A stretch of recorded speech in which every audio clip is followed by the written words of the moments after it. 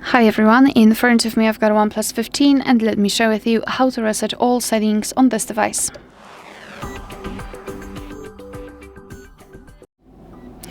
So let's start with opening the settings, and here we have to scroll all the way down to find System and Update. Then let's go to Backup and Reset and choose Reset Phone. So here, right in the middle, we've got the option Reset All Settings, which is the option we're looking for.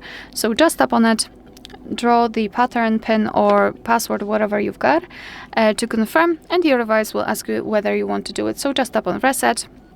Be aware because this operation cannot be undone, so tap on Reset only if you're ready, and now we have to simply wait until the reset will be finished.